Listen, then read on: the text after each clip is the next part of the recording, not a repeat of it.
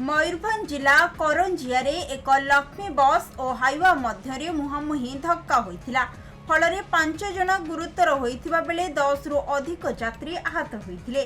दुईटी गाड़ीर driver चापी होई रही जाइथिबा सूचना मिलिथिला। सूचना अनुसार एक लक्ष्मी बस यात्री को नहीं सालजुआरू ठाकुरमुंडा अभिमुखे यात्रा करुथिला। महुलडिया घोड़ा गाड़ी निकटरे सामना पटु आसुथिबा हाइवा और बस मध्यरे धक्का होइथिला। फल 20 जन यात्री आहत होइथिले। तेबे दुईटी गाड़ीर चालक फसी रहिथिबा जଣା पड़िथिला।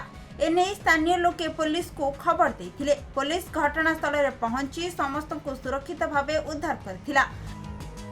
हाइवा ड्राइवर और लक्ष्मी बस ड्राइवर बहु समय धरी चापी होई रहिथिबा बेले घटनास्थल रे स्थानीय पुलिस और अग्निशम बाहिनी पहुंची सेमानकु उद्धार करथिले।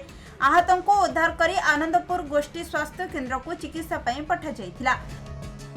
महुलडिया थाना पुलिस घटनास्थल रे पहुंची तदंत जारी करिछि।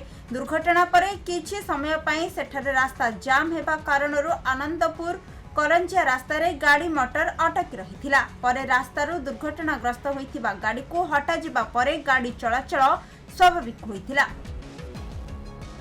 मयूरभंजरू प्रदीप्त होतांक रिपोर्ट, खबर ओडिशा।